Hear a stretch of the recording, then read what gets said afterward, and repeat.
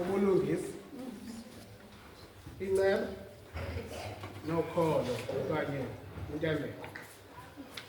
We have neglected the weightier matters of the law, justice, peace, and faith. Ngake ngathetha egameni lethu. Egameni lethu. Amen.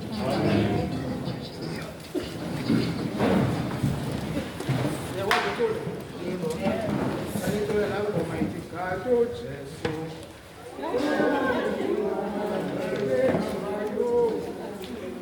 Come to Jesus.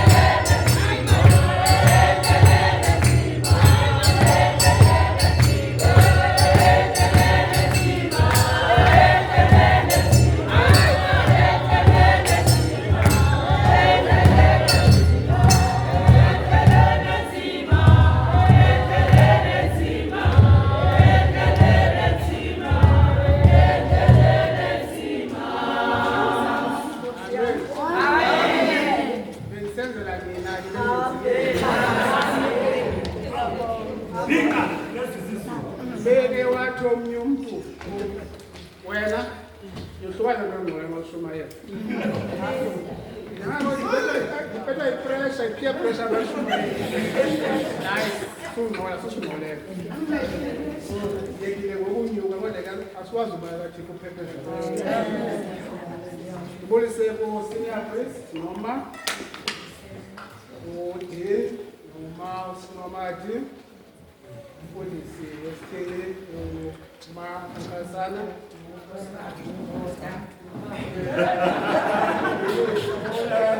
polisi bakhona nabalingane babo polisa ifamily ekhaphe uManyube nayo siyayihlonipha siyayamkela kule nkonzo amagosa nabakhokeli omama otata abantwana lisela nomthinjane nerhamente yonke engcwele kaKristu mandilibulise ke lihle igama lomfeli nomvukeli wethu Yesu Kristu. Amen. Izifundo ezithetha ezisetyenziswa nxa kubekwa umvangeli nomdikoni iba phaa kwizenzo naphaa kuLuka 10 into ezithetha ngobunkokheli apho uYesu ofuna uba mkhulu kwabanye mayibenziwe nini nesi ke sesifundwa namhlanje kodwa ndithathe sayi-1 qha eza ndathatha ezi ze-normal Sunday okwe-electionary ndisebenzisele nawuqaphele from time to time ndenza loo nto I ignore ezinye kuba ezi zifundo zangecawa zezona zibalulekileyo. Ndizawuza kuzo ke kancinci mandiqale kule nto ithi umdikoni ungumncedisi wabantu bonke njengoba sawubeka umdikoni namhlanje. Umsebenzi wakhe lowo. I-early church fathers ezifana no-Ignatius uBishop wase-Antioch no-Polycarp uBishop wase-Smyrna bambona umdikoni kwanele fika yomntu ongumdikoni ingumntu onesikhundla esikhulu senhlonipho esondeleyo kuYesu Kristu ngokwakhe, esondeleyo kubapostoli nesondeleyo koBishop. Ngoba umsebenzi womdikoni among other things ukuba wenza into ukuba kube kwi-order elunqulweni because ungumlungiseleli no-bishop and therefore uyaqiniseka kumnozakalayo wenza into yokubana by the time inkonzo iqala kwi-order. Enye yezinto umsebenzi womdikoni ukuhamba phakathi kwabantu bahlawumbe ufunzakanaxesha either usebenzise kwayo-busy administration ye-parish nebandla. So uhamba amanevelela amahlweni apha esixekweni nabantu ababuthathaka njengoba senditshile wancedise nomfundisi noBishop ukugada isibingelelo nokukhathalela ibandla likaKristu kalilonke. So ezi early church fathers ndizibalileyo ke among others zigxinisa ke ukubaluleka komfundisi umdikoni njengoba bendivele kwesi sifundo yayiba ngamadoda abadikoni nabefundisi nalapha eTopini. Omama baqala ukuba nenxaxheba kwiinto zethu even nakwiindogo zethu xa ufika kaBishop Dwane. Before that xa behlala bemamela bengathethi in fact namadoda engenakhaso kuthiwa uze hlala phantsi uze akanaxoxa entlanganisweni. So yayingengomama bodwa babecindezela notata aba xa ungancedi ikhaso kule cawa wawungenagunya lothetha. So that's why ke zasifundo kuthethwa ngamadoda, i-selected men. But ke ngoku abadikoni are people of compassion, uvelwano. are people of integrity. Ngibelele kanye intambeko. Abantu abangenaxhaphazi kwisimilo sabo. Abantu abanganyolukanga. Ngoba kaloku xa uhamba apha unceda abantu uyawufana abakuthi berhafu badala. Uthi uyipokotho yakhe normal uyi-extend ipokotho. Fana la castle yakho unepokotho ephuma ecaleni. Ikhona lo mngqubo uyepokothini kwenyana. Ikhona umngqubo yakho ipokotho eyodwa. Uthi bafune ukufaka le pokotho udlulisele le pokotho wena. Xa benza loo nto ababuzeka. So zingqiqi kuThixo ke ezo zasentshona. Ezase-Afrika ingqiqi kuThixo eyokuqala endizayikota nguJohn Mbidi owaseKenya ongumfundisi wasetshetshi. Njengomntu ongum-Afrika ujonga umsebenzi womdikoni njengomntu osebenza phakathi kwabantu, ujonga njengomsebenzi osoluntwini, so that umdikoni le abe ngumntu onceda uluntu lo, not only abebandla lakhe. Enye ingqiqi kuThixo yaseGhana uKwame Bediako akajongi nje umdikoni njengestar, but umjonga njengomntu onegunya likamoya, spiritual authority, elisekelezelwe kuloyiso lwenkosi yethu uKristu emnqamlezweni. So unegunya likamoya lokuba xa esenza lo msebenzi abe ngumntu owambathiswe ngomoya. Enye ingqiqi kuThixo yase-Afrika uBishop Sigqibodwane I think ujonga omama athelekise indima kamama neyomdikoni. So uthi ke uDwane ukwenziwa kwabantu abangoomama babe ngabadikoni is both a theological conviction and cultural integrity. So ukuthi xa senza abantu abangoomama babe ngabadikoni sinengqiniseko epheleleyo ngobuKristu nangezibhalo, asiphazame. Okwesibini, yingqibelelo kwinkcubeko yontomnyama okubana oomama aba benziwe abadikoni. So we suggest into okubana ke uDwane there is a crucial linking. He links the spiritual life through unqulo and other things with social responsibility service. So nxa ijonga umdikoni nomuntu ongumama ubajonga njengabantu abanefesana abafanayo. So umsebenzi womdikoni afana nomsebenzi kamama.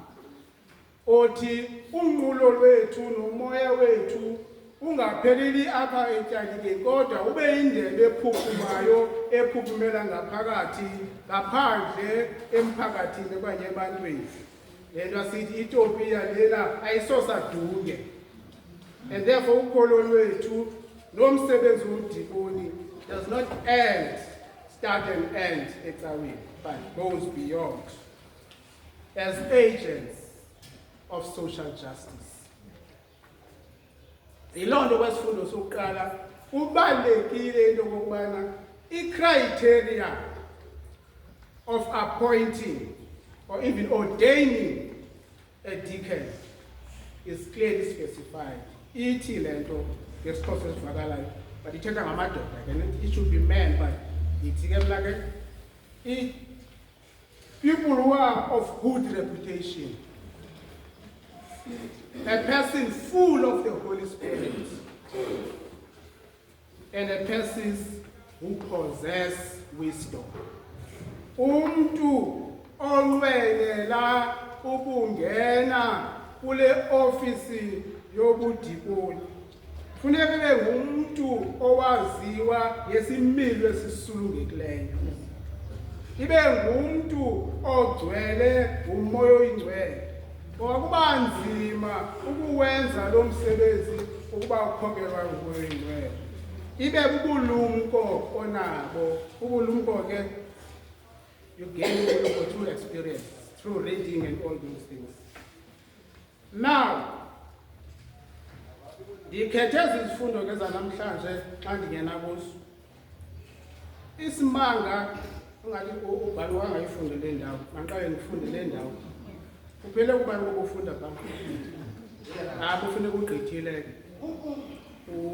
Uthi 21 to 24. Uthi 21 to 24 pha Amos 5.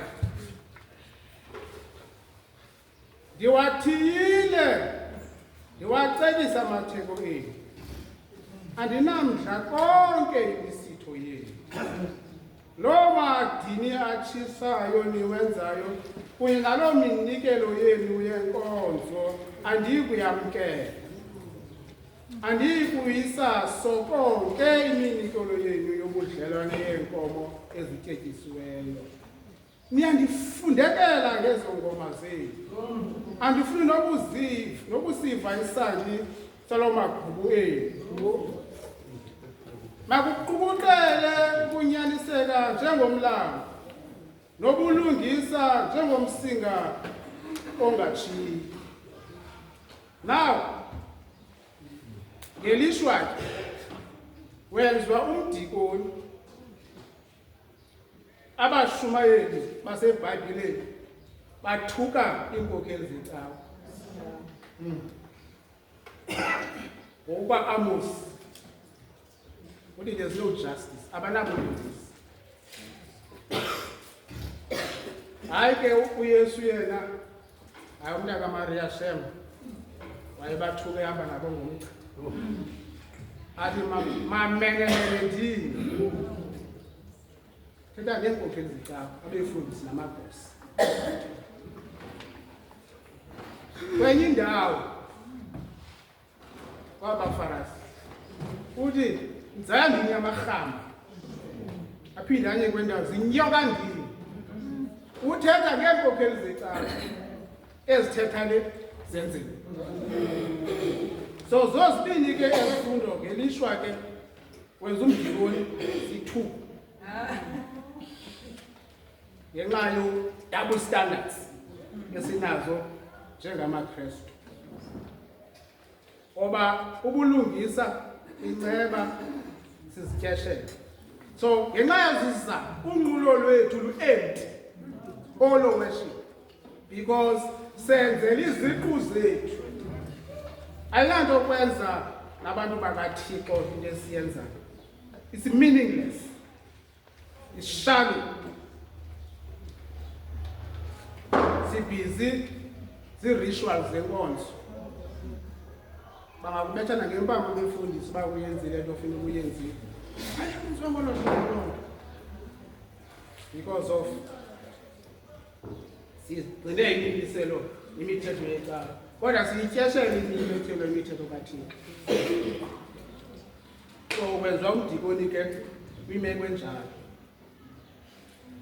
So uYesu ke ingxaki kaYesu nabaFarisi yokubana nababhali aba bantu zingcaphephe zomthetho kaMoses. They are experts. The Bible, the scripture, Hebrew scriptures. So bawazi umthetho leBhayibhile nobungamvuselele ebuthongweni obuzinto ethile iphiya ukotela isivesi lesifundo sayo. Ngabantu abamaziyo uThixo, abamkhonzayo, kodwa benza nabithetha umfundisi. Baphathisa imithwalo abantu emikhulu, kodwa abanawuphathisela ngocicane nebona.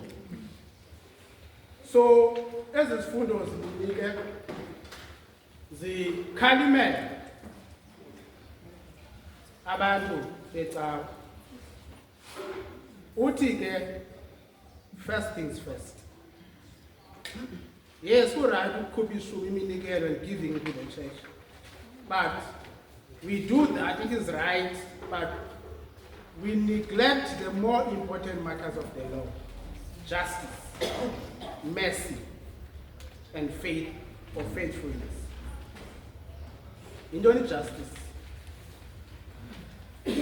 Ubulungisa. Uthi ba isigwebo sokuba 5 years, ubhekwe 5 years, ungabhekwe 10 years. Just justice. Ukweba umuntu ngokwesono sakhe. And then righteousness isondele apha kwimesi kwinceba.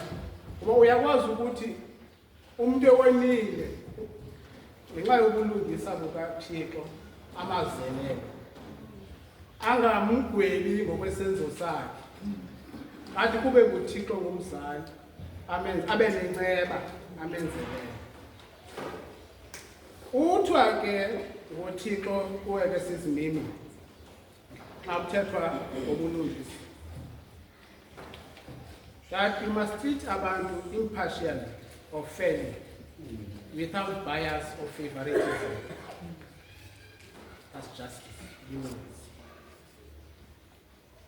Ngoba ubizo lwakho lobudikoni is rooted in service and is focused on bringing the church's message of social justice to the communities and marginalized. So lo msebenzi omele ke promote human dignity, promote uxolo, promote uthando phakathi kwabantu. Athi ke indumiso 89 verse 14. Ulawulo lwakho lusekwe ngobulungisa xa uzawuphatha le ndawo yakho. Nolungelelaniso okanye ngokusesikweni. Wena ukhokelwa bububele nokuthembeka. Your kingdom or your kingdom is ruled by justice and fairness, with love and faithfulness leading the way. Iphinde incwadi yemizekeliso igcizelele le nto, Proverbs 31 verse 8 and 9. Thetha ubamele abantu abangakwazi uzithethela. Ncedisana nabo uwakhusela amalungelo abo, amalungelo endwayingi. Bamele ubabonelele ngokusemthethweni. Ncedisana nabo abalahlekileyo nabasweleyo. Speak up for those who cannot speak for themselves. Ensure justice for those being crushed. Yes, speak up for the poor and helpless, and see that they get justice. Sebenza umdikoni. Letho baningangqoli musi. Ungangqoli, ukhumsha nje. Xa ukhumsha kunzima unyuka. Eyesibini ebalwa nguYesu, nceba, mercy. Uvelwano. Ngibona umuntu onovelwano ukubele kubantu abasokolayo. Athi umprofeti uMika athetha ngomntu onenceba. Uxelele umuntu ndini oko kulungileyo. Ndisho oko undikhoyo akufunayo kuwe. Ukwenza ngobulungisa, uthande ububele, uhambe ngokuthobekileyo kunye noThixo wakho. What does the Lord require of you, nani ke? To act justly, to love mercy, and to walk humbly with your God. Kulindeleke loo nto ukuthi. So uThixo xa niqaphele kwezi zinto ugxininisa ukulungisa inceba nokuthembeka kanye ukholo. Faith or faithfulness intende. Inzima kwi-faith ndingathetha ngayo ngezi faith was ukholo yintembeko inzulu nenamandla engengakushukunyiswa ukukholelwa kwinto engabonayo nengenabuzima bayo. Awuzange wambona uThixo, awunawo nobungqina ukuba ukho, kodwa ukholelwa ukuba ukho uThixo. Lukholo ke olo. And uba unalo ke ukholo, you can move mountains. But you listen that. Ukholelwa kwinto ezingabonwayo. And ithi iBhayibhile kumaHebrew 11:16, without faith it is impossible to please God. Ungenalo ukholo kunzima ukumanelisa uThixo ngoba ukholelwa kuye. Zamkonga ixesha. So ukholo lubalulekile ebomini bomntu womKristu neyinkokheli. Maka sibuyele ke kuAmos njengomzekelo womntu ofuna uba yinkokheli ecaweni kanye yomdikoni.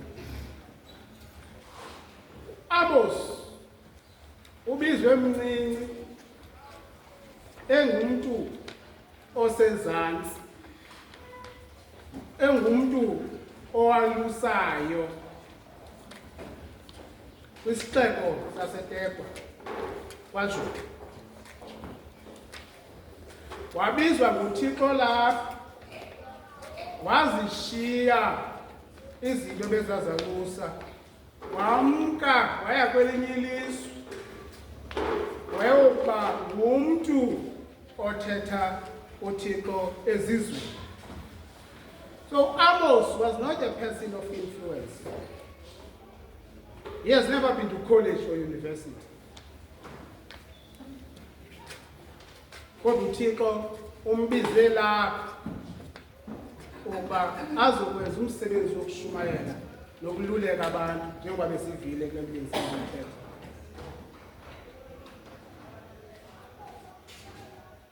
So ithi ke loo nto into endiyifumene kwenye indawo mandiyifunde njengenjalo ngesilungu. No matter who you are or what is your background or your level of education, God will use you to do his work only when you are willing and obedient.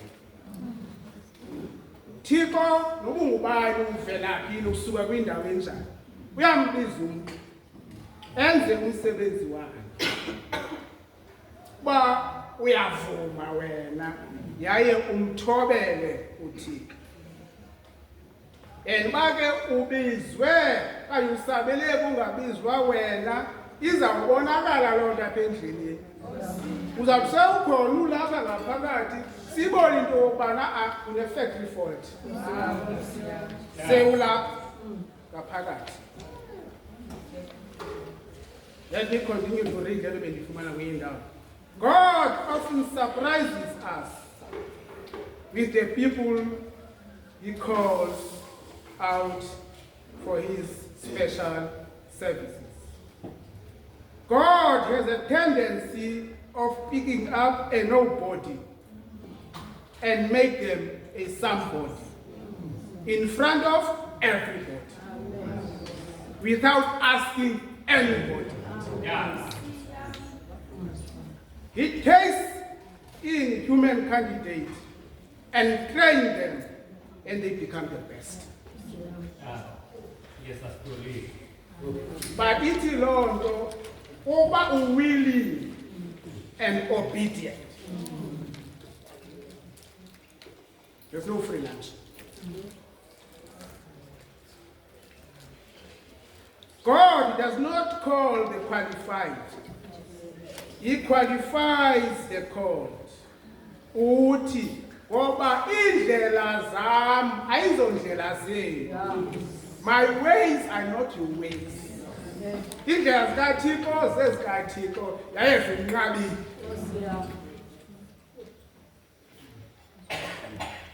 Bathi ubulumko bukaThixo surpasses all understanding. Ugqitha konke ukuqonda. Ngenxa yaloo nto athi Isaiah 55:8-9.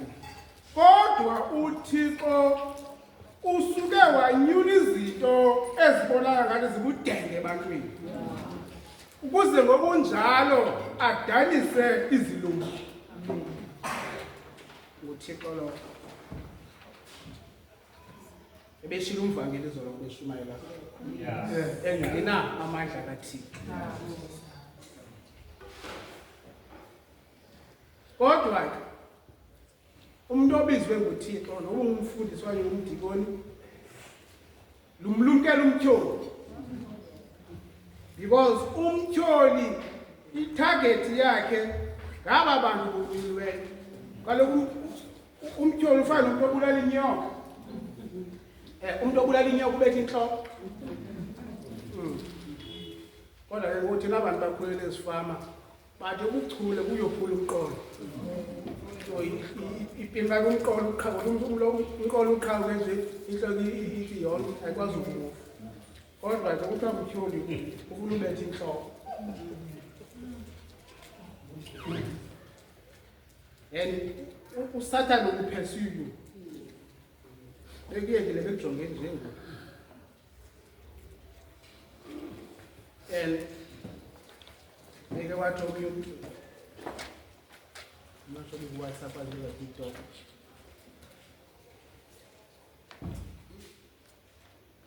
Your yesterday friends are your today's enemy. Abona ngokungengumfundisi ngokuThixo uelevating kwenye level uzaqala baqala say why yena, why not me, why not umntanami, ngoba uThixo kunyusa ukuphakamisile. Ngenxa yokuba ke umuntu onyulwe nguThixo usondeza imiphefumulo yabantu kuKristu. You are in the front line of the spiritual battle against the evil. Ngofuna ukukhokela kudala, khokela abantu against umtyholi. Now, njengomalusi kamoya unegunya, unefuthe phakathi kwabantu, ubalulekile, uyi-target yezilingo, uyi-target yokucorruptwa ngabantu. Bafuna ukuwisa. Uthi uZakhariya uYesu kubafundi bakhe ukota incwadi kaZakhariya. Uthi strike the shepherd and the sheep will be scattered. Ba ubethe umalusi zizawuthi sa phasa lakhe izimvu. Yilonto nisibona nje singabefundi sometimes ingani imeko zethu is let make sure, because uSathana uthaka khathini. Uthi ke obetha thina sakoyisakala ulibona ibandla liyalibhitya ngathi lisebenza iBioslim, because uSathana uyengqo enhloko waya kumfundisi fika isithili sintengantenga singena direction sibhitya ngathi sikhiwa into engayaziyo.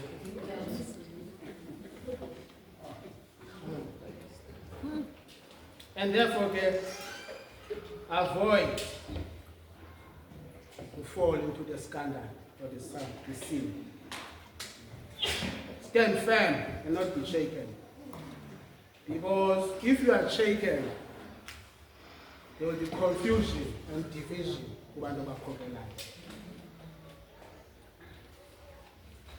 Be faithful to your own life. And inspire them and inspire their faith.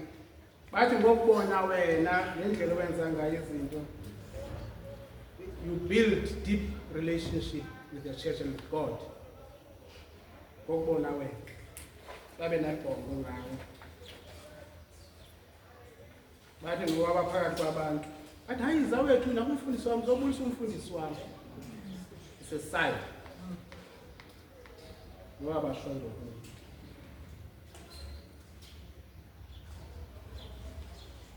So you'll be tested uzawulinga human sisho.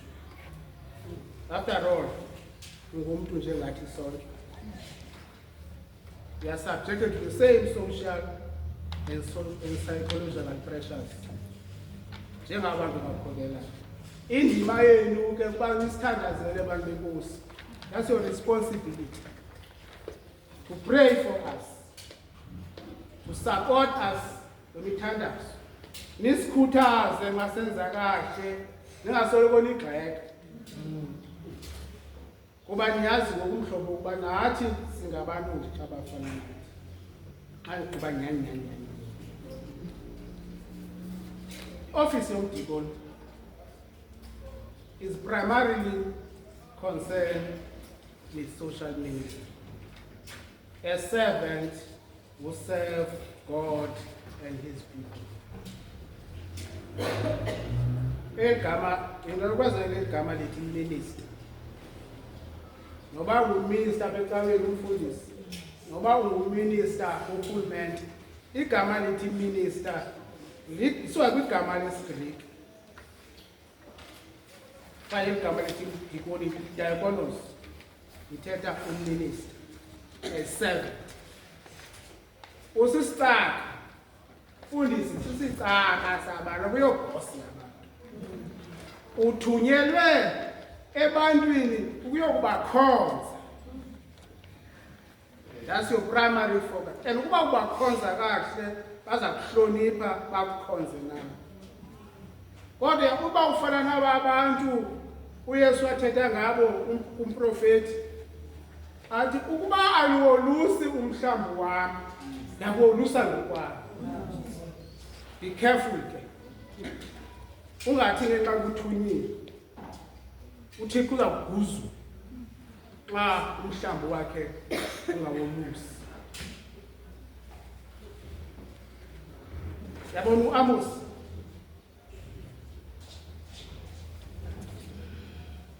usakuphakathi kwabantu abahlelelekileyo. So uye kulaa ndawo wayehlala kuyo babehlupheka bonke. So bekwi-level efanayo beswele bonke ngokufanayo. So ubizwa nguThixo emakhaya beziphilela ilife esimple, ilife yokwazelelana, ilife yokunceda. Uthunyelwa kwisixeko uba ayokushumayela khona. Ufika abantu abanezinto ebubulana, abantu abanezinto acinazela abantu abahluphekeleyo. Ngokufuna babancedile amakhosikazi abefundisi namaJuda athi ngoba benikwe izinto nje basebazithathele kuwo. Yiloo nto esithi umqulo lwenu liyandifundekela because uthi wawufika edolophini ayiqonda uba hayi andiyazi le nto yenzeka. Abona abantu bebabanceda abantu abanezinto baba bahluphilize ebantwini abangenanto. Kodwa ecaweni bamaphambili bakhwaza umsindo ozayo babaxele ngoThixo nenceba noThixo osindisayo. Kodwa izenzo zabo zinxanye nale nto bayishumayelayo. Yiloo nto bathuka nje esithi niyandifundekela. Yezo zanti nizenzayo, yes, just follow because impilo eniphila phakathi ecaweni ayifani nempilo eniphila phakathi kwabantu. And mna ndiqhelanga loo nto kwindawo endisuka kuyo.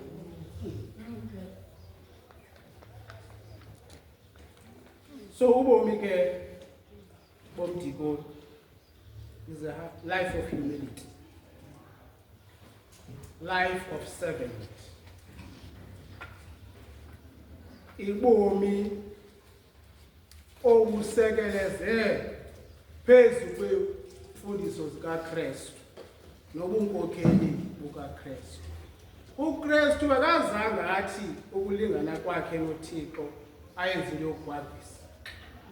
Wathi nguThixo wathatha isimo sobucaka walingana nathi. Kumele uba nawe ke kube loo nto. And therefore i-arrogance, i-ego ne-pride emntwini they-lead ukuzingca, rhatsi, impakamo nokuzigwagisa zibangela inkokheli ingafundiseki because ucinga uyazi.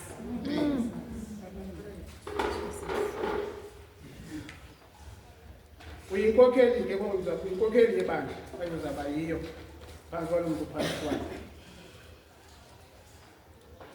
But you must allow yourself to be led also. Njengoba ukhokhela lapha ufuna ukuvume nawe ukhokhele. Phaa kwakho uqala wena ukuthetha ugqibelise wena. Hayi nami ndiyazi naphaa kwakho. Phaa kwakho qala wena ukuthetha ugqibelise wena ukuthetha. Secaweni ngakho kwakho. Awuqali wena uthetha ugqibelise wena ukuthetha. Into yabantu. Ndiyakwazi ke unenkani neninzi. Hallelujah. Amen. Uzawufuneke uyideshe lenkani yakho. Kwenzeka uba uyidiliba ngamanzi. Because into yabantu.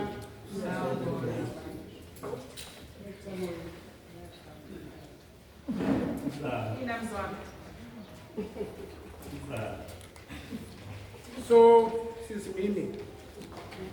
Your word is not the first, nor the last on the matters of the church work.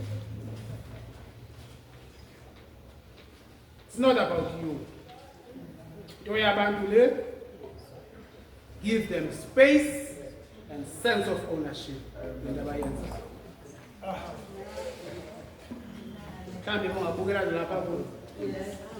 There's not much. I don't do much. Once, and people do. And they know you are here. But I don't do anything, quite frankly. So, just make sure the center holds. You are the minister of justice. And that will be your compass. You have a GPS to determine how you spend your time and your resources. Nani imamele. Banga uyala makhola kuthiwa nani zeke imamele tofana mhlambi ngiyayifuna revision.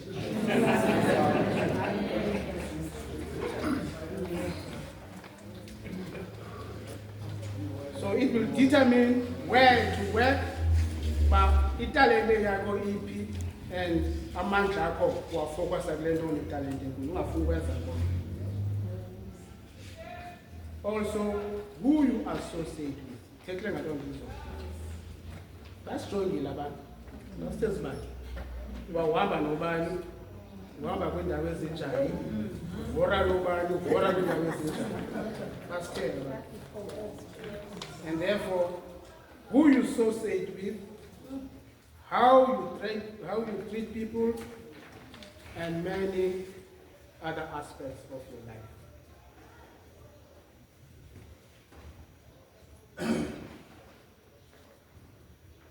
Athi ke incwadi kaFilipi 2.